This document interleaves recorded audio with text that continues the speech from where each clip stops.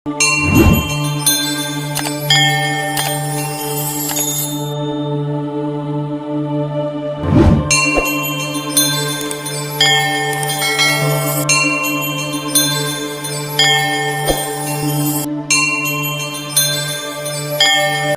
जय श्री राधे, जय जय श्री कृष्णा। श्रीमद् भागवत गीता की महिमा अपरंपार है, अपरिमित है। भगवत गीता का यथार्थ में कोई वर्णन कर ही नहीं सकता है। ब्रह्मा, विष्णु व महेश भी इसकी महिमा को पूरी तरह से नहीं कह सकते, फिर हम मनुष्यों के वश में कुछ है ही नहीं। गीता से हमें यह ज्ञान मिलता है कि व्यक्ति को केवल अपने कर्म पर ध्यान देना चाहिए, साथ ही कर्म करते समय इस बात का भी ध्यान रखना चाहिए कि हम जो भी कर्म कर रहे हैं उसका फल भी हमें निश्चित ही प्राप्त होगा। गीता हमें बताती है कि जीवन क्या है और इसे कैसे जीना चाहिए, आत्मा और परमात्मा का मिलन कैसे होते हैं, अच्छे और बुरे की समझ क्यों जरूरी है। इन सभी गूढ़ सवालों से जवाब हमें गीता से ही प्राप्त होते हैं। गीता एक परम रहस्यमय ग्रंथ है। इसमें संपूर्ण वेदों का सार संग्रह किया गया है। इसका आशय इतना गूढ़ और गंभीर है कि आजीवन निरंतर अभ्यास करते रहने पर भी उसका अंत नहीं आता। भगवत गीता में भगवान के गुण, प्रभाव, स्वरूप, तत्व, रहस्य और उपासना का तथा कर्म एवं ज्ञान का वर्णन किया गया है। वैसा अन्य ग्रंथों में एक साथ मिलना असंभव है। भगवत गीता एक ऐसा अनुपम शास्त्र है जिसके हर शब्द का गूढ़ रहस्य है और गीता का हर शब्द मानव जीवन के लिए अनमोल है। भगवत गीता को सभी वेदों और शास्त्रों का खजाना कहा जाता है। गीता का भली भांति ज्ञान हो जाने पर सभी शास्त्रों का तात्विक ज्ञान अपने आप ही हो जाता है। गीता को हम भगवान से भी बढ़कर भी माने तो कोई अतिशयोक्ति नहीं होगी। भगवान श्री कृष्ण ने स्वयं कहा है कि मैं गीता के आश्रय में रहता हूँ, गीता ही मेरा श्रेष्ठ आश्रय है। गीता के ज्ञान का सहारा लेकर ही मैं तीनों लोकों का पालन पोषण करता हूँ। भगवत गीता में श्री कृष्ण ने कहा है कि जो मनुष्य गीता में बताए गए नियमों का अनुसरण करेगा वह चिंता व संदेह मुक्त हो जाएगा। श्री कृष्ण कहते हैं कि जो मनुष्य भगवत गीता का श्रवण व पाठन करेगा एवं गीता का प्रचार प्रसार करेगा वह मनुष्य मोक्ष का अधिकारी होगा, उसे दोबारा जन्म नहीं लेना पड़ेगा। भगवत गीता संपूर्ण जीवन दर्शन है और इसका अनुसरण करने वाला व्यक्ति सर्वश्रेष्ठ होता है। भगवत गीता ही है जो आधुनिक युग में समस्याओं से घिरे हुए मनुष्य को एक कर्मशील जीवन जीने के लिए प्रेरित करती है। गीता ऐसे प्रेरणादायक संदेशों का महासागर है जो जीवन से निराश मनुष्य को आशाओं से भर देती है। श्रीमद् भागवत गीता एकमात्र ऐसा ग्रंथ है जो मनुष्य को जीने का सही तरीका बताती है। गीता जीवन में धर्म, कर्म और प्रेम का पाठ पढ़ाती है। श्रीमद् भगवत गीता के ज्ञान को मानव जीवन और जीवन के बाद के जीवन दोनों के लिए उपयोगी माना गया है। भागवत गीता में कुल 18 अध्याय और 700 श्लोक हैं, जिसे सभी के लिए पढ़ पाना थोड़ा मुश्किल व कठिन है। इसीलिए हम आज आपके लिए गीता के सभी 18 अध्यायों का सार इस वीडियो में लेकर आए हैं, जिन्हें जानकर आप श्रीमद् भगवत गीता का सही मतलब समझ पाएंगे। इसलिए इन विचारों को आप हर रोज जरूर सुनें, इससे आपके जीवन में अवश्य बदलाव आएगा। वीडियो प्रारंभ करने से पहले हम आपसे निवेदन करते हैं कि वीडियो को पूरा अवश्य देखें, तभी आपको कुछ समझ में आएगा। और हाँ, हमारे चैनल को लाइक, शेयर व सब्सक्राइब करना न भूलें। श्री कृष्ण कहते हैं कि हे अर्जुन, इस अवसर पर तुम्हें यह कायरता कहाँ से प्राप्त हुई? युद्ध प्रारंभ होने से ठीक पहले तुम्हारा इस तरह से शस्त्र त्याग देना बिल्कुल भी उचित नहीं है, जिसका न तो श्रेष्ठ पुरुषों द्वारा सेवन किया जाता है, न ही यह स्वर्ग को देने वाली है और न ही कीर्ति को बढ़ाने वाली ही है। श्री कृष्ण अर्जुन को याद दिलाते हैं कि एक योद्धा के रूप में उनकी सामाजिक जिम्मेदारी धार्मिकता को कायम रखने के लिए तुम्हें लड़ना ही है। वह समझाते हैं कि किसी के सामाजिक कर्तव्य का पालन करना एक पुण्य कार्य है जो उसे दिव्य लोक तक ले जा सकता है, जबकि लापरवाही केवल बदनामी और अपमान का कारण बनती है। इसलिए हे अर्जुन, अपने हृदय की दुर्बलता को त्यागो, उठो और युद्ध करो।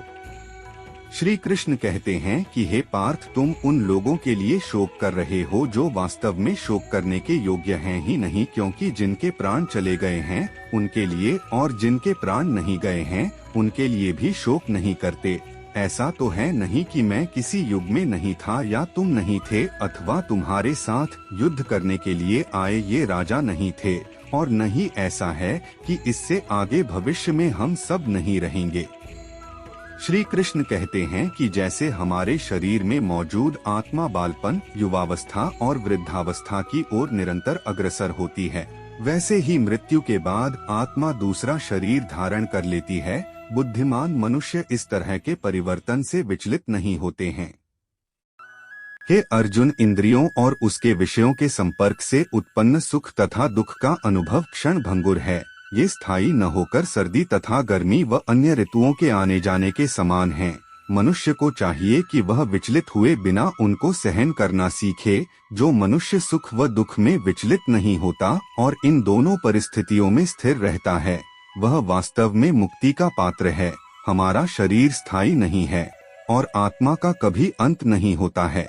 आत्मा को तुम अविनाशी समझो। आत्मा अजर अमर है, उसे कोई नष्ट नहीं कर सकता, केवल शरीर ही नश्वर है। शरीर में मौजूद आत्मा अविनाशी, अप्रिमेय एवं शाश्वत है।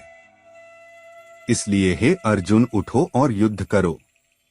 श्री कृष्ण कहते हैं कि वास्तव में आत्मा न तो मरती है और न ही उसे मारा जा सकता है। आत्मा का न तो कभी जन्म होता है, न ही मृत्यु होती है, और न ही आत्मा जन्म लेती है और न ही कभी मृत्यु को प्राप्त होती है। आत्मा अजन्मा, शाश्वत, अविनाशी और चिरनूतन है।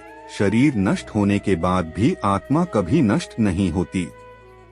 हे पार्थ, जो ये जानता है कि आत्मा अविनाशी, शाश्वत, अजन्मा और अपरिवर्तनीय है, वह किसी को कैसे मार सकता है या किसी की मृत्यु का कारण कैसे हो सकता है। जिस प्रकार से मनुष्य अपने पुराने वस्त्रों को त्याग कर नए वस्त्र धारण करता है, उसी प्रकार मृत्यु होने के बाद आत्मा पुराने शरीर को त्याग कर नया शरीर धारण करती है। आत्मा को न तो किसी अस्त्र शस्त्र से काट जा सकता है, न ही जलाया जा सकता, न ही पानी से गीला किया जा सकता है, और न ही हवा से आत्मा को सुखाया जा सकता है। आत्मा शाश्वत, सर्वव्यापी, अपरिवर्तनीय, अचल और अनादि है।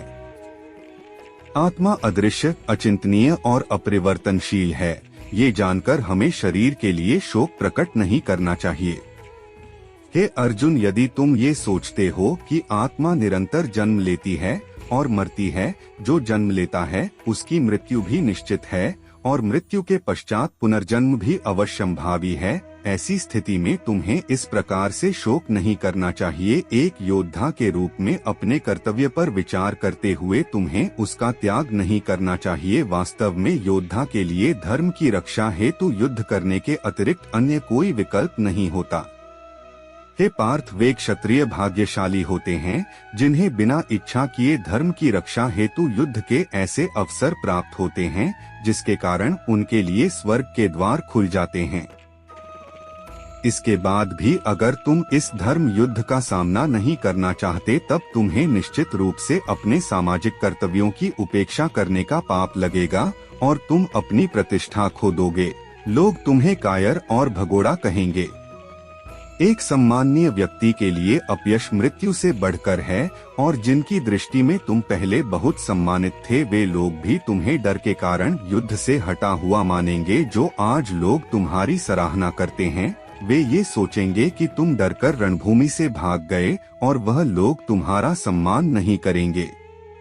तुम्हारे शत्रु तुम्हारी निंदा करेंगे और तुम्हारी सामर्थ्य का उपहास उड़ाएंगे। तुम्हारे लिए इससे पीड़ादायक और क्या हो सकता है।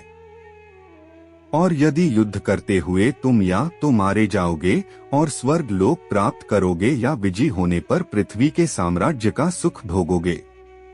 इसलिए हे अर्जुन, उठो और दृढ़ संकल्प के साथ अपने कर्तव्यों पालन हेतु युद्ध करो। युद्ध से मिलने वाले सुख दुख लाभ हानि को समान समझो। यदि तुम इस प्रकार अपने दायित्वों का निर्वहन करोगे तो तुम्हें कोई पाप नहीं लगेगा, और यही तुम्हारा सबसे बड़ा कर्म और धर्म है।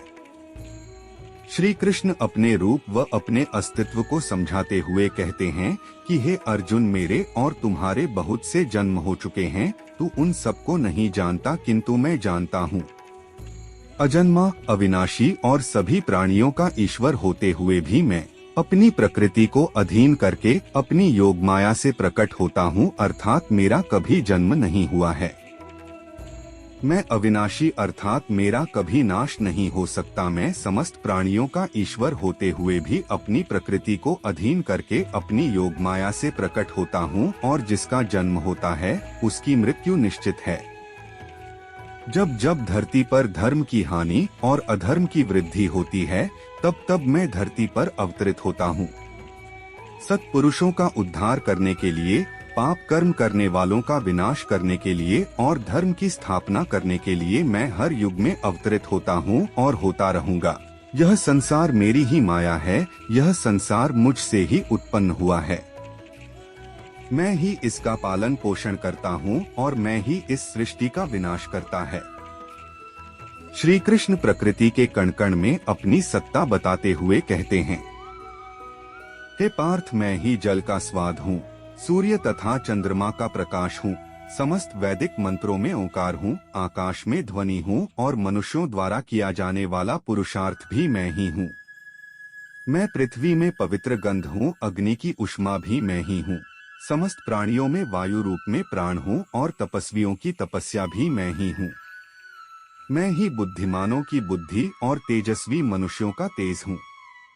हे अर्जुन, सत, रज और तम, इन तीनों गुणों से युक्त मेरी माया को पार कर पाना असंभव है। मनुष्य मेरी इस माया में चिपके रहते हैं और भोग संग्रह की इच्छा छोड़ नहीं पाते। मनुष्य अपने को कभी सुखी और कभी दुखी, कभी समझदार और कभी बेसमझ, कभी निर्बल और कभी बलवान आदि मानकर मेरी इस माया में तल्लीन रहते हैं।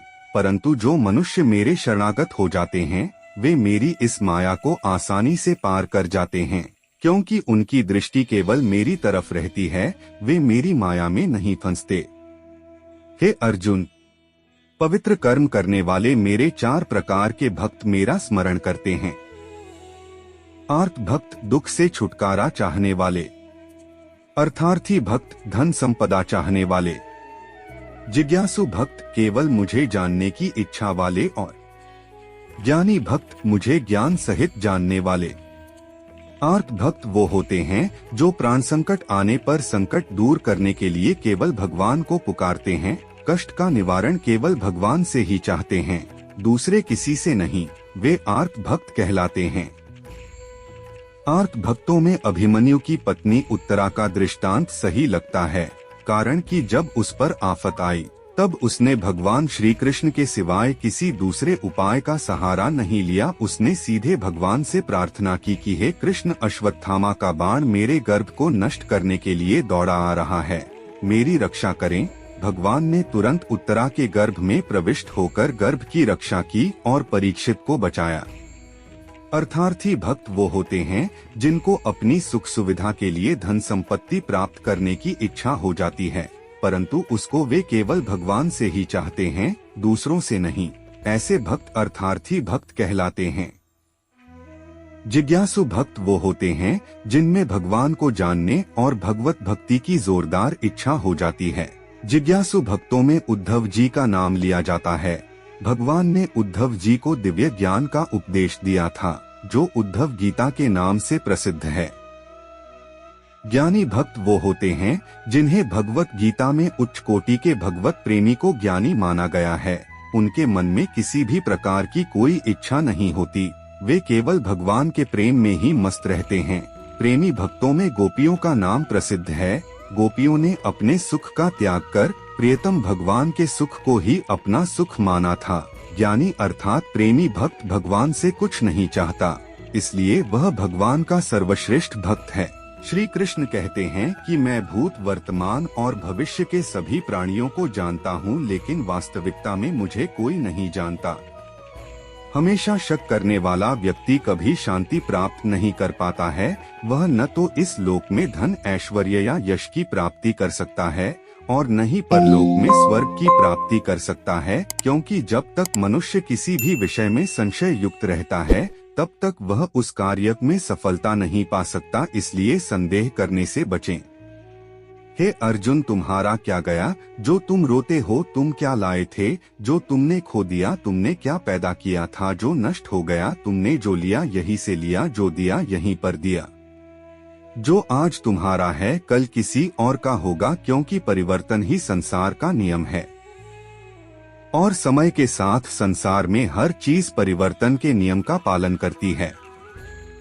श्री कृष्ण कहते हैं, कर्म योग ही वह योग है जिसके माध्यम से हम अपनी जीवात्मा से जुड़ पाते हैं। कर्मयोग हमारे आत्मज्ञान को जागृत करता है। इसके बाद हम न केवल अपने वर्तमान जीवन के उद्देश्यों को बल्कि जीवन के बाद की अपनी गति का पूर्वाभास प्राप्त कर सकते हैं। इस योग में कर्म के द्वारा ईश्वर की प्राप्ति की जाती है। श्रीमद् भगवत गीता में कर्म योग को सर्वश्रेष्ठ माना गया है। गृहस्थ और कर्मठ व्यक्ति के लिए कर्म योग अधिक उपयुक्त है।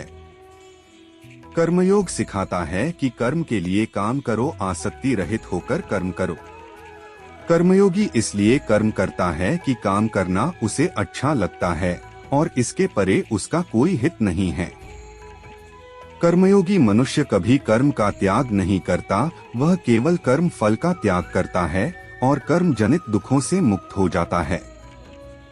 उसकी स्थिति इस संसार में एक दाता के समान है और वह कुछ पाने की कभी चिंता नहीं करता। वह जानता है कि जो वह दे रहा है उसके बदले में कुछ मांगता नहीं है और इसलिए वह दुख के चंगुल में नहीं पड़ता। कर्म फल का त्याग कर धर्म निरपेक्ष कार्य का संपादन भी पूजा के समान हो जाता है। संसार का कोई कार्य ब्रह्मा से अलग नहीं है, इसलिए कार्य की प्रकृति कोई भी हो, निष्काम कर्म सीधा ईश्वर को ही समर्पित हो जाता है। पुनर्जन्म का कारण वासनाओं या अतृप्त कामनाओं का संचय है। कर्मयोगी कर्म फल के चक्कर में ही नहीं पड़ता, आथ काम वासनाओं का संचय भी नहीं होता। इस प्रकार कर्मयोगी पुनर्जन्म के बंधन से भी मुक्त हो जाता है। भगवान श्री कृष्ण कहते हैं, मनुष्य का मन वायु की तरह चंचल है। यह मन ही है जो मनुष्य को काम वासनाओं की तरफ भटकाता रहता है। अगर जीवन को सफल बनाना है तो मन पर काबू करना बहुत जरूरी है। मन को वश में करने से दिमाग की शक्ति केंद्रित होती है और कार्यों में सफलता मिलने लगती है। गीता के अनुसार जिस व्यक्ति ने अपने मन पर काबू पा लिया, वह मन में पैदा होने वाली बेकार की चिंताओं और इच्छाओं से भी दूर रहता है। साथ ही व्यक्ति अपने लक्ष्य को भी आसानी से प्राप्त कर लेता है। अगर मन को वश में नहीं करोगे तो वह तुम्हारा सबसे बड़ा शत्रु बन जाएगा। श्री कृष्ण कहते हैं कि जो मनुष्य सुख और दुख में शांत रहता है, जिसके राग भय और क्रोध नष्ट हो गए हैं, जो मनुष्य शुभ और अशुभ वस्तु को पाकर न प्रसन्न होता है और न द्वेष करता है, ऐसा मनुष्य स्थिर चित्त और इंद्रियों को वश में करके ज्ञान द्वारा परमात्मा को प्राप्त करके हमेशा संतुष्ट रहता है। क्रोध मनुष्य को नरक की ओर ले जाने वाला द्वार है। क्रोध करने से व्यक्ति का मन अशांत हो जाता है और उसकी स्मरण शक्ति भ्रमित हो जाती है। स्मृति में भ्रम होने से उसकी बुद्धि नष्ट हो जाती है और फिर व्यक्ति का पतन प्रारंभ हो जाता है। भगवान श्री कृष्ण कहते हैं कि मनुष्य को क्रोध करने से बचना चाहिए। कितना भी गुस्सा आए, स्वयं को शांत रखने का प्रयास करें। जिस प्रकार समुद्र की स्थिति अटल है, भारी से भारी आंधी तूफान आने पर या अनेक नदियों के जल प्रवाह उसमें प्रविष्ट होने पर भी वह अपनी स्थिति से विचलित नहीं होता, मर्यादा का त्याग नहीं करता, उसी प्रकार परमात्मा के स्वरूप में स्थित योगी की स्थिति भी सर्वथा अटल होती है। बड़े से बड़े सांसारिक सुख व दुख का संयोग वियोग होने पर भी उसकी स्थिति में जरा भी अंतर नहीं पड़ता। वह योगी परमात्मा में नित्य निरंतर अटल और एक स्थित रहता है। जो मनुष्य संपूर्ण कामनाओं को त्याग कर ममता रहित, अहंकार रहित और स्पृहा रहित होकर विचरण करता है, वही मनुष्य शांति को प्राप्त कर पाता है। जिस प्रकार प्रकाश की ज्योति अंधेरे में चमकती है, ठीक उसी प्रकार सत्य भी चमकता है। इसलिए व्यक्ति को सदैव सत्य के मार्ग पर ही चलना चाहिए। सत्य कभी दावा नहीं करता है कि मैं सत्य हूँ, लेकिन झूठ हमेशा दावा करता है कि सिर्फ मैं ही हूँ। इस संसार में कोई भी व्यक्ति जन्म से महान नहीं होता है, बल्कि उसके कर्म उसे महान बनाते हैं। श्रेष्ठ पुरुष जैसा आचरण करता है, अन्य पुरुष भी वैसा ही आचरण करते हैं। वह जो कुछ प्रमाण देता है, समस्त मानव जाति उसी के पद चिन्हों पर अपने रास्ते चुनता है। इसलिए सज्जन व्यक्ति को सदैव अच्छा व्यवहार करना चाहिए। जो मनुष्य ईश्वर में श्रद्धा नहीं रखते, वह अज्ञानी मनुष्य जीवन में कभी भी सुख, शांति और सफलता को प्राप्त नहीं कर पाते। ऐसे मनुष्य की बुद्धि विपरीत हो जाती है। वे लौकिक और पारलौकिक सब प्रकार के सुख साधनों को विपरीत ही समझने लगते हैं। इसी कारण वे विपरीत आचरण में प्रभावित हो जाते हैं। इसके फलस्वरूप उनका इस लोक में और परलोक में पतन हो जाता है। वे अपनी वर्तमान स्थिति से भी भ्रष्ट हो जाते हैं और मरने के बाद उनको अपने कर्मों का फल भोगने के लिए सुकर आदि नीच योनियों में जन्म लेना पड़ता है या घोर नरक में भयानक यातना भोगनी पड़ती है। योगीराज श्री कृष्ण कहते हैं, जो मनुष्य अपने कर्तव्यों का पालन करते हुए विपरीत परिस्थितियों में भी अपने धर्म के मार्ग पर अडिग रहता है और उसके कारण अगर उसकी मृत्यु भी हो जाती है, तो वह मृत्यु भी उसके लिए परम कल्याणकारी बन जाती है और उस मनुष्य को स्वर्ग की प्राप्ति ही होती है। जो मनुष्य मेरी जिस भी रूप की पूजा करते हैं, मैं भी उनको उनकी भावना के अनुसार उसी रूप में दर्शन देता है। मनुष्य जिस जिस भाव से मेरी उपासना करते हैं, मैं उनके उस भाव का ही अनुसरण करता हूँ। जो मेरा चिंतन करता है, उसका मैं चिंतन करता हूँ। जो मेरे लिए व्याकुल होता है, उसके लिए मैं भी व्याकुल हो जाता हूँ। जो मुझे अपना सर्वस्व अर्पण कर देता है, मैं भी उसे अपना सर्वस्व अर्पण कर देता हूँ। इस मनुष्य लोक में सांसारिक भोग के लिए लोग इंद्र आदि देवताओं की उपासना करते हैं, क्योंकि देवताओं का पूजन करने वालों को उनकी उपासना का फल तुरंत मिल जाता है। लेकिन मैं ऐसा नहीं करता हूँ। मेरे भक्त यदि साकाम भाव से मेरा भजन करते हैं, तो भी मैं उनकी उसी कामना को पूर्ण करता होगा, जिसकी पूर्ति से उनका विषयों से वैराग्य होकर मुझ में प्रेम और विश्वास बढ़ता है। इसीलिए सांसारिक मनुष्यों को मेरी भक्ति का फल मिलता हुआ नहीं दिखता है और इसलिए वे मंद बुद्धि मनुष्य कर्मों का फल शीघ्र प्राप्त करने की इच्छा से अन्य देवताओं का ही पूजन किया करते हैं। इंसान हमेशा अपने भाग्य को कोसता है, यह जानते हुए भी कि भाग्य से भी ऊंचा उसका कर्म है, जो उसके स्वयं के हाथों में है। जो हुआ वह अच्छा हुआ, जो हो रहा है वह भी अच्छा हो रहा है, जो होगा वह भी अच्छा ही होगा। जो बीत गया उसका तुम पछतावान करो और भविष्य की चिंता भी न करो, अभी तो वर्तमान चल रहा है। जो पुरुष न किसी से द्वेष करता है और न किसी चीज की आकांक्षा करता है, वैसा कर्मयोगी मनुष्य सन्यासी के समान है और वह पुरुष सुख पूर्वक संसार बंधन से मुक्त हो जाता है। मैं ना तो किसी के भाग्य का निर्माण करता हूँ और न ही किसी के कर्मफल का निर्माण करता होगा। मनुष्य अपने द्वारा किए कर्मों का ही फल भोगता है और उसी से उसके भाग्य का निर्माण होता है। मनुष्य स्वयं ही अपना मित्र और स्वयं ही अपना सबसे बड़ा शत्रु भी है। ज्ञानी मनुष्य कर्मयोगी या भक्ति योग से एक ही जन्म में इस समुद्र रूपी संसार से निकलकर परमात्मा को प्राप्त कर लेता है और अज्ञानी मनुष्य काम, क्रोध, लोभ, मोह में फंसकर 84 लाख योनियों में भटकता रहता है। श्री कृष्ण कहते हैं कि भगवत प्राप्ति के लिए कर्म करने वाला कोई भी मनुष्य दुर्गति को प्राप्त नहीं होता है। इस लोक में या परलोक में वह जहाँ भी रहता है, वह परमात्मा के मार्ग में आगे ही बढ़ता रहता है। हे अर्जुन, जिनकी बुद्धि माया ने हर ली हो, जो जानबूझकर पाप कर्मों में ही लिप्त है, जो मुझे जानने की चेष्टा भी नहीं करते, ऐसे मनुष्य को जीवन में और जीवन के बाद के जीवन में भी कष्टों से मुक्ति नहीं मिल पाती है। जो मनुष्य अंतकाल में भी मुझे स्मरण करता हुआ शरीर त्यागता है, वो मेरे परम धाम को प्राप्त होता है, इसमें कोई संशय नहीं है। देवताओं को पूजने वाले देवताओं को प्राप्त होते हैं, पितरों को पूजने वाले पितरों को प्राप्त होते हैं, भूतों को पूजने वाले भूतों को प्राप्त होते हैं और मेरा पूजन करने वाले भक्त मुझको ही प्राप्त होते हैं। इसलिए मेरे भक्तों का पुनर्जन्म नहीं होता। जो कोई भक्त मेरे लिए प्रेम से जल आदि अर्पण करता है, उस शुद्ध बुद्धि निष्काम प्रेमी भक्त का प्रेम पूर्वक अर्पण किया हुआ वह भोग मैं सद्गुण से प्रकट होकर प्रेम पूर्वक ग्रहण करता हूँ। हे अर्जुन, तू जो कर्म करता है, जो खाता है, जो हवन करता है, जो दान देता है और जो तप करता है, वह सब मुझे अर्पण करो। मैं तुम्हें मुक्ति प्रदान करूँगा। मेरे लिए न तो कोई प्रिय है और न ही अप्रिय, परंतु जो भक्त मुझको प्रेम से भजते हैं वह मुझ में हैं और मैं उनमें हूँ। यदि कोई दुराचारी भी अनन्य भाव से मेरा भक्त बनकर मुझको भजता है तो वह पुरुष भी साधु के समान है, क्योंकि उसने भली भांति निश्चय कर लिया है कि इस संसार में परमेश्वर के भजन के समान अन्य कुछ भी नहीं है। स्त्री, वैश्य, शूद्र, भूत, पिशाच, चांडाल कोई भी हो, वो मेरी शरण में आकर परमति को ही प्राप्त होते हैं।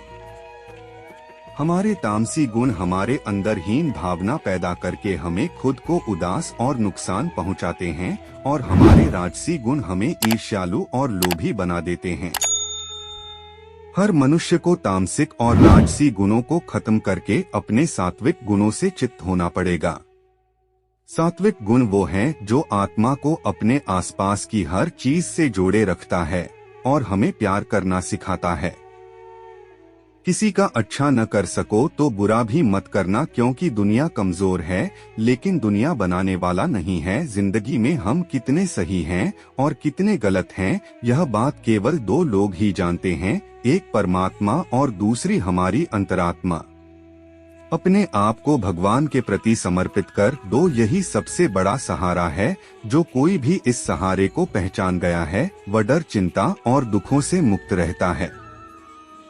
मनुष्य को सबसे पहले खुद का आकलन करना चाहिए, अर्थात खुद के बारे में जान लेना चाहिए। खुद की काबिलियत और क्षमता को जानना ही मनुष्य को आत्मज्ञान की प्राप्ति करा सकता है। जब तक मनुष्य खुद के बारे में जान नहीं लेगा तब तक उस मनुष्य का उद्धार नहीं हो सकता।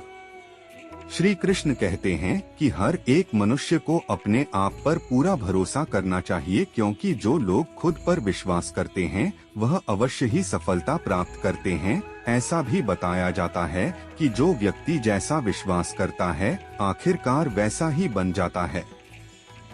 सुख दुख सर्दी और गर्मी के समान है, आज अगर दुख है तो कल सुख भी अवश्य होगा। इसलिए इन दोनों ही परिस्थितियों में मनुष्य को संयम से काम लेना चाहिए। जो मनुष्य अपने सभी काम में मन लगाकर करते हैं और छोटे छोटे कार्यों में भी खुशी ढूंढ लेते हैं, वो लोग निश्चित ही अंत में सफलता प्राप्त करते हैं। वहीं दूसरी तरफ ऐसे मनुष्य भी होते हैं जो अपने काम को बस एक बोझ समझकर बस कर देना चाहते हैं और अपने किसी भी काम को सही ढंग से नहीं करते हैं, तो ऐसे मनुष्य हमेशा ही अपने जीवन में पीछे रह जाते हैं। जो लोग स्वार्थी प्रवृत्ति के हैं, जो सिर्फ अपना मतलब साधने में लगे रहते हैं, जिन्हें दूसरों की भलाई से कोई मतलब नहीं है, ऐसे लोगों का कभी भला नहीं होता। श्री कृष्ण कहते हैं कि स्वार्थ शीशे में फैली धूल की तरह है, जिसकी वजह से व्यक्ति अपना प्रतिबिंब ही नहीं देख पाता। इंसान का स्वार्थ उसे अन्य लोगों से दूर ले जाकर नकारात्मक हालातों की तरफ धकेलता है, जिसके चलते व्यक्ति अकेला रह जाता है। अगर आप चाहते हैं कि आप भी अपना जीवन सुख पूर्वक व्यतीत करें, तो इसके लिए यह जरूरी है कि आप स्वार्थ को कभी अपने पास नहीं आने दें, क्योंकि स्वार्थी मनुष्य दोस्ती भी सिर्फ अपना स्वार्थ निकालने के लिए ही करते हैं।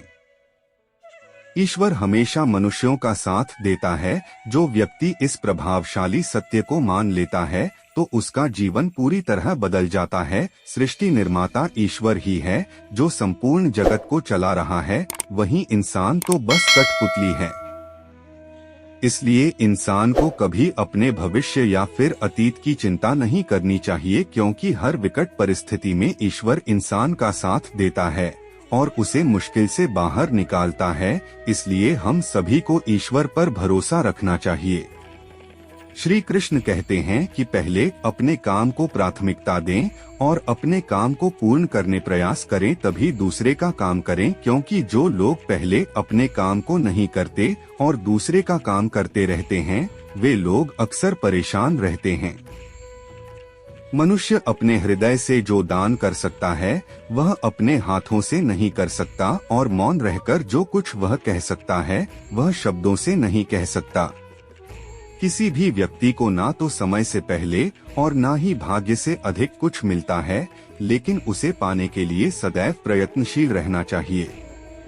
जो मनुष्य मुझ में मन लगाते हैं, मेरी भक्ति करते हैं, मैं उनको वो सब कुछ प्रदान करता हूँ जो उनके पास नहीं है, और जो उनके पास है मैं उनकी रक्षा भी करता हूँ।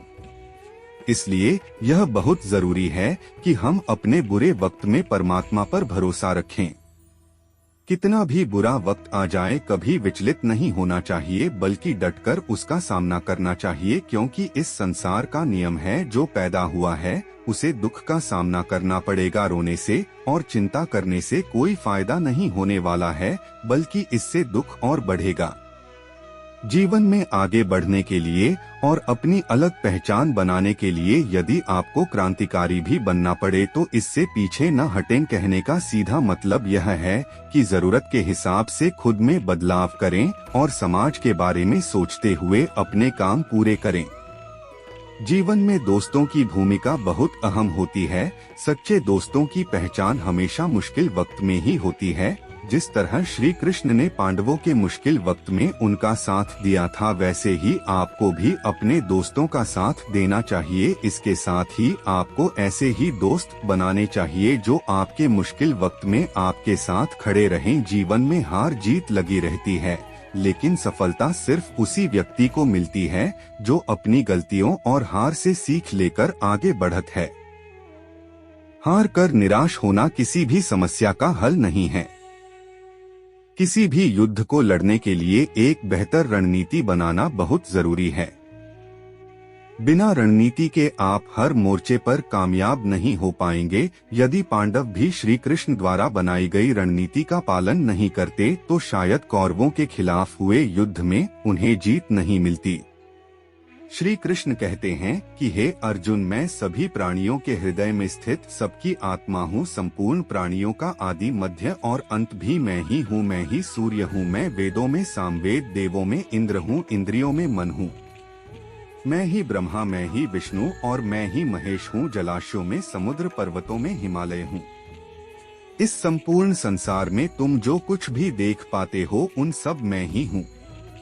कोई आदमी चाहे लाख चीजें जान ले, चाहे वो पूरे जगत को जान ले, लेकिन अगर वह स्वयं को नहीं जानता तो वह अज्ञानी है। अगर कोई आपको ठुकरा दे तो बुरा मत मानना, क्योंकि वे वास्तव में आपकी कीमत नहीं जानते हैं। जो रिश्ता हमें रुला दे उससे गहरा कोई रिश्ता नहीं, और जो रिश्ता हमें रोता हुआ छोड़ दे उससे कमजोर कोई रिश्ता नहीं। हमेशा शांत रहें, इससे आप अपने जीवन में खुद को बहुत मजबूत पाएंगे, क्योंकि लोहा ठंडा होने पर ही मजबूत होता है, पर गर्म होने पर तो उसे किसी भी आकार में ढाला जा सकता है। किसी विपत्ति के समय आपको ये 7 गुण बचाएंगे: आपका ज्ञान, आपकी विनम्रता, आपकी बुद्धि, आपके भीतर का साहस, आपके अच्छे काम, सच बोलने की आदत और ईश्वर में विश्वास।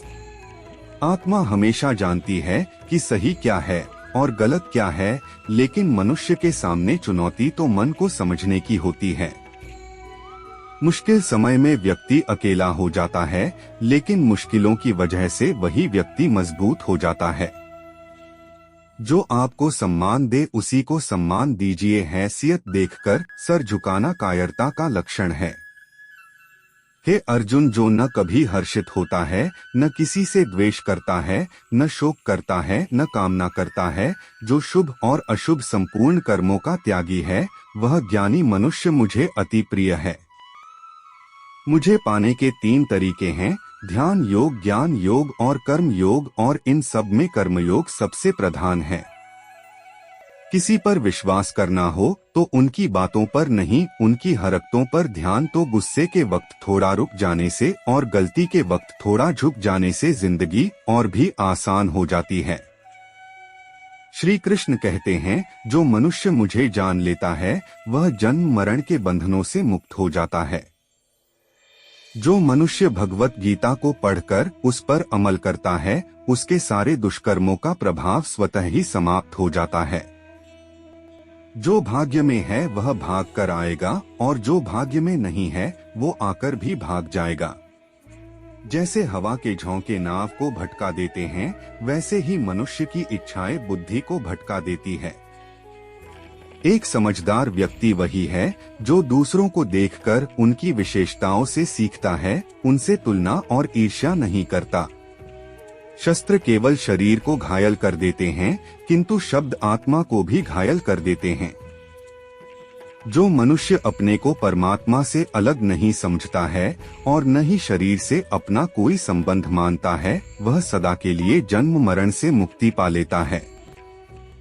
जो व्यक्ति आध्यात्मिक जागरूकता के शिखर तक पहुंच चुके हैं, उनका मार्ग है निस्वार्थ कर्म, और जो भगवान के साथ संयोजित हो चुके हैं, उनका मार्ग है स्थिरता और शांति। मानव कल्याण ही भगवत गीता का प्रमुख उद्देश्य है, इसलिए मनुष्य को अपने कर्तव्यों का पालन करते समय मानव कल्याण को प्राथमिकता देना चाहिए। श्री कृष्ण कहते हैं, जो तुम्हारा साथ देता है तुम उसका साथ दो, जो तुम्हें धोखा देता है तुम उसे त्याग दो। जिस जगह आपका सम्मान न हो वहाँ पर कभी जाना नहीं चाहिए, वरना लोग आपको कमजोर और बेवकूफ समझेंगे। जहाँ बारिश ना हो वहाँ फसल खराब हो जाती है, और जहाँ संस्कार न हो वहाँ नस्ल भी खराब हो जाती है। जो लोग यह कहते हैं मेरे पास वक्त नहीं है, असल में उनके खास रिश्तों की गिनती में आपका नाम ही नहीं है। हे अर्जुन, जो वास्तविकता में मेरे उत्कृष्ट ज्ञान और गतिविधियों को समझता है, वह शरीर त्यागने के बाद पुनः जन्म नहीं लेता और मेरे परम धाम को प्राप्त होता है। वह व्यक्ति जो सभी इच्छाएं त्याग देता है और मैं और मेरा की लालसा और भावनाओं से मुक्त हो जाता है, उसे अपार शांति की प्राप्ति होती है। जिस मनुष्य के अंदर ज्ञान की कमी और ईश्वर में श्रद्धा नहीं होती, वह मनुष्य जीवन में कभी भी आनंद और सफलता को प्राप्त नहीं कर पाता। ईश्वर ने हमें जो कुछ भी दिया है वही हमारे लिए पर्याप्त है, और यही एक अटल सत्य भी है। संयम सदाचार में एवं सेवा ये गुण सत्संग के बिना नहीं आते। ईश्वर से की गई प्रार्थना से इंसान की परिस्थिति या तकदीर बदले या ना बदले, पर उस प्रार्थना से इंसान के चरित्र में जरूर बदलाव आता है। बात इतनी मधुर रखो कि कभी वापस भी लेनी पड़े तो आपको कड़वी न लगे। खुद में थोड़ा स्वाभिमान होना भी जरूरी है, वरना लोग आपको वहां भी दबाने की कोशिश करेंगे जहां आपका अधिकार है। श्री कृष्ण कहते हैं कि दुख सुख को सामान समझने वाले धीर पुरुष को इंद्रियों और विषयों के सहयोग व्याकुल नहीं करते। ऐसा मनुष्य मोक्ष के योग्य होता है। जब तक तुम अपने आप से हार ना जाओ, तब तक दुनिया की कोई ताकत तुम्हें हरा नहीं सकती है। कमजोर तुम नहीं, तुम्हारा वक्त है, और वक्त सबका बदलता है। तुम बस अपना कर्म करते जाओ। जिसने कभी संकट नहीं देखा उसे अपनी ताकत का भी एहसास नहीं होगा। जो दूसरों की तकलीफों को समझते हैं, जिनमें दया है, जो दिल से अच्छे हैं, उन्हें दोबारा जन्म नहीं लेना पड़ता है। किसी को कुछ देकर घमंड मत कर, क्या पता तू दे रहा है या पिछले जन्म का कर्ज चुका रहा है। घमंडी मनुष्य का वंश, वैभव और प्रतिष्ठा तीनों ही चले जाते हैं। विश्वास न हो तो रावण, कौरव और कंस को देख लो। चुप रहने से बड़ा कोई जवाब नहीं, और माफ कर देने से बड़ी कोई सजा नहीं। जिस मनुष्य के पास सब्र की ताकत है, उस मनुष्य की ताकत का कोई मुकाबला नहीं कर सकता। हमारी व्यर्थ की चिंता और मन का भाव एक ऐसा रोग होता है जिससे हमारी आत्मीय शक्ति हार जाती है। मनुष्य को जीवन की चुनौतियों से भागना नहीं चाहिए, और न ही भाग्य और ईश्वर की इच्छा जैसे बहानों का प्रयोग करना चाहिए। यज्ञ के बचे हुए अन्न को खाने वाले श्रेष्ठ पुरुष सब पापों से मुक्त हो जाते हैं, और जो पापी लोग अपना शरीर पोषण करने के लिए ही अन्न पकाते हैं, वे तो पाप को ही खाते हैं। केवल ज्ञान ही एक ऐसा अक्षय तत्व है जो कहीं भी, किसी भी अवस्था में और किसी भी काल में मनुष्य का साथ नहीं छोड़ता। धरती पर जिस प्रकार मौसम में बदलाव आता है, उसी प्रकार जीवन में भी सुख दुख आता जाता रहता है। युद्ध हो या जीवन, सफलता केवल 3 शस्त्रों से प्राप्त होती है: धर्म, धैर्य और साहस। कुछ पाना है तो खुद पर भरोसा कीजिए, क्योंकि सहारे कितने भी सच्चे और अच्छे क्यों ना हो, साथ छोड़ ही जाते हैं। मित्र गरीब है या अमीर यह मायने नहीं रखता, बल्कि आपके बुरे समय में कौन कितना आपका साथ देता है यह मायने रखता है। धर्म चाहे जो भी हो, अच्छे इंसान बनो, हिसाब हमारे कर्म का होगा, धर्म का नहीं। खुशी के लिए काम करोगे तो खुशी नहीं मिलेगी, लेकिन खुश होकर काम करोगे तो खुशी जरूर मिलेगी। जब आप दूसरों के लिए अच्छा चाहते हैं तो वही अच्छी चीजें आपके जीवन में वापस आती है, यही प्रकृति का नियम है। आपका मूल्य इससे तय नहीं होता कि आप क्या है, बल्कि इससे तय होता है कि आप खुद को क्या बनाने की क्षमता रखते हैं। हंसता हुआ मन और हंसता हुआ चेहरा, यही सच्ची संपत्ति है। जितना इंतजार वो आपसे करवा रहा है, समय आने पर वह इतना देगा कि आप संभाल नहीं पाओगे। कोई आपका साथ न दे तो निराश मत होना, क्योंकि परमात्मा से बड़ा हमसफर और कोई नहीं होता। खुशी आजादी पर निर्भर होती है और आजादी इस बात पर निर्भर होती है कि आप कितने साहसी हैं। विश्वास के बगैर इस दुनिया में कोई भी रिश्ता ज्यादा देर तक कायम नहीं रह सकता। यदि किसी भूल के कारण कल का दिन दुख में बीता है तो उसे याद कर आज का दिन व्यर्थ ना करें। बहुत से ऐसे लोग हैं जो कर्म करते हुए ही परम सिद्धि को प्राप्त हुए थे। ज्ञानी जन आसक्ति रहित कर्म द्वारा ही परम सिद्धि को प्राप्त हुए थे। इसलिए मनुष्य को हमेशा अच्छे कर्म करने चाहिए और फल की अभिलाषा से दूर रहना चाहिए। हे अर्जुन, मेरा इन तीनों लोकों में न तो कुछ कर्तव्य है और न ही कोई वस्तु प्राप्त करने योग्य है, किंतु फिर भी मैं कर्म करते हुए अपने कर्तव्य का निर्वाह करता हूँ। यदि मैं कर्मों को करने में सावधानी न बरतूं तो बड़ा अनर्थ हो जाएगा, क्योंकि मनुष्य सब प्रकार से मेरे ही मार्ग का अनुसरण करते हैं।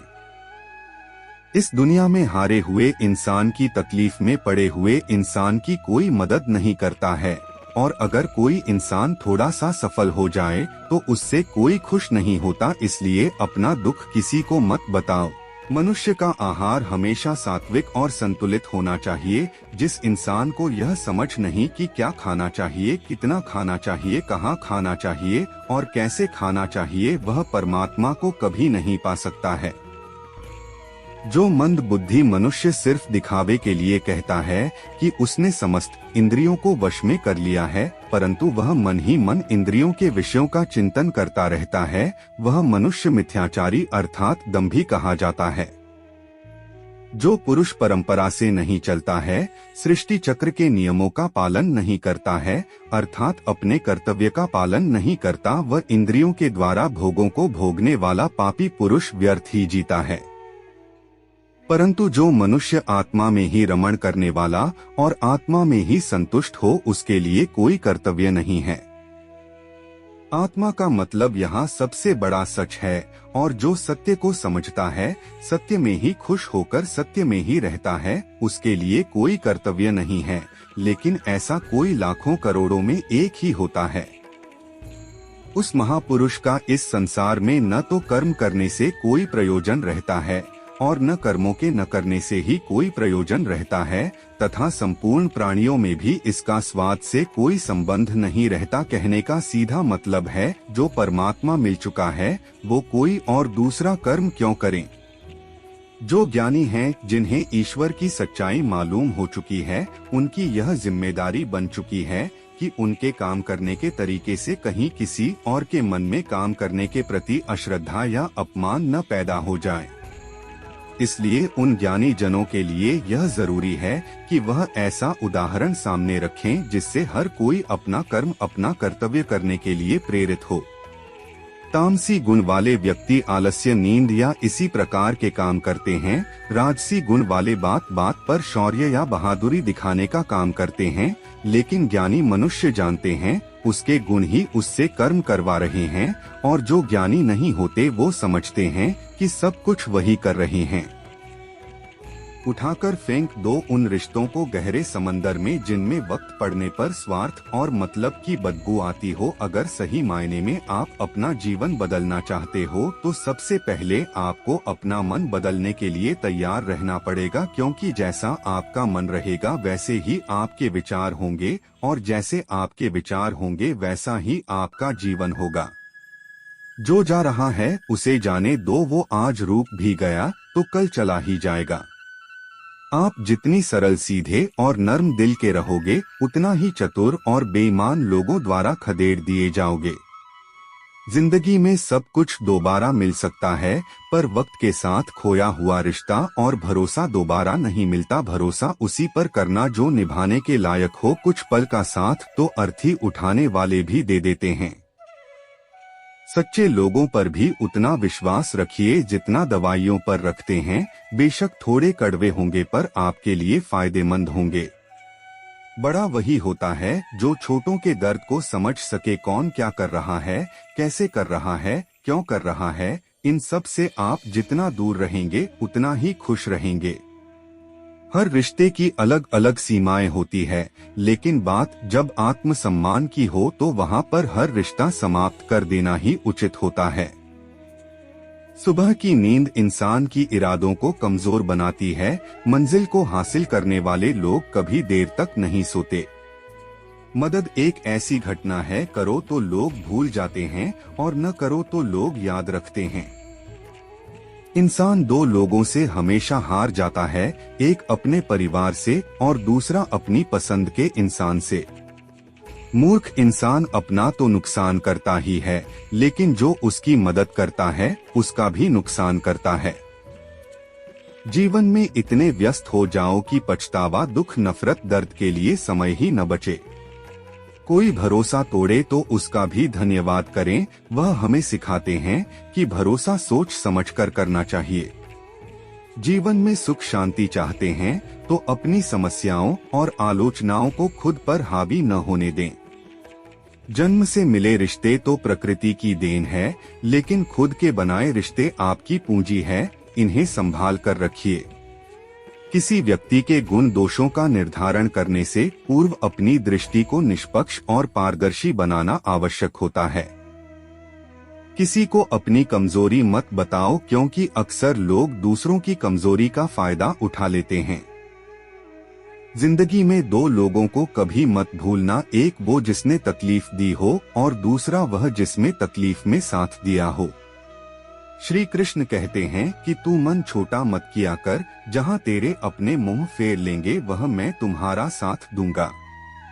तू किसी के आगे इतना भी मत झुक कि वो तुम्हें गिरा हुआ समझने लग जाए। लोग तुम्हारी कदर तभी करेंगे जब तुम उन्हें उन्हीं की तरह नजरअंदाज करना सीख जाओगे।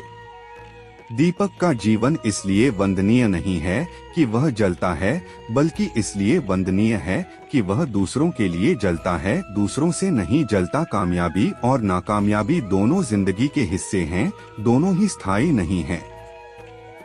जिंदगी की आधी शिकायतें यूं ही दूर हो जाएगी अगर लोग एक दूसरे के बारे में बोलने की जगह एक दूसरे से बोलना सीख जाएंगे। विश्वास किसी पर इतना करो कि वो तुम्हारे साथ छल करते समय खुद को दोषी समझे, और प्रेम किसी से इतना करो कि उसके मन में सदैव तुम्हें खोने का डर बना रहे। चार वेदों का अर्थ नहीं भी जाना हो तो कोई बात नहीं, लेकिन समझदारी, जवाबदारी, वफादारी और ईमानदारी, इन चार शब्दों का मर्म जान लो तो भी जीवन सार्थक हो जाएगा। समबुद्धि युक्त पुरुष पुण्य और पाप दोनों को इसी लोक में त्याग देता है, अर्थात उनसे मुक्त हो जाता है। जिस काल में तेरी बुद्धि मोह रूपी दलदल को भली भांति पार कर जाएगी, उस समय तू सुने हुए और सुनने में आने वाले इस लोक और परलोक संबंधी सभी भोगों से वैराग्य को प्राप्त हो जाएगा। हे अर्जुन, जिस काल में मनुष्य मन में स्थित संपूर्ण कामनाओं को भली भांति त्याग देता है और आत्मा से आत्मा में ही संतुष्ट रहता है, उस काल में वह स्थित प्रज्ञ कहा जाता है। दुखों की प्राप्ति होने पर जिसके मन में उद्वेग नहीं होता, सुखों की प्राप्ति में जो सर्वथा स्पृहा रहे हैं तथा जिसके राग, भय और क्रोध नष्ट हो गए हैं, ऐसा मनुष्य स्थिर बुद्धि कहा जाता है। जिस प्रकार कछुआ सब ओर से अपने अंगों को जैसे समेट लेता है, वैसे ही जब पुरुष इंद्रियों के विषयों से सब प्रकार से हटा लेता है, तब उसकी बुद्धि स्थिर है, ऐसा समझना चाहिए। कैसे, कब और कितना बोलना है, अगर तुमने यह समझ लिया तो तुम अपनी जिंदगी के सार्थक बन चुके हो। जीवन में कभी मौका मिले तो किसी के लिए सारथी बनना स्वार्थी नहीं, धर्म से भरा हृदय धर्म का परामर्श देता है और अधर्म से भरा हृदय अधर्म का परामर्श देता है। इंसान इसलिए दुखी नहीं है कि वह ईश्वर को नहीं मानता, इंसान इसलिए दुखी है क्योंकि वह ईश्वर की नहीं मानता।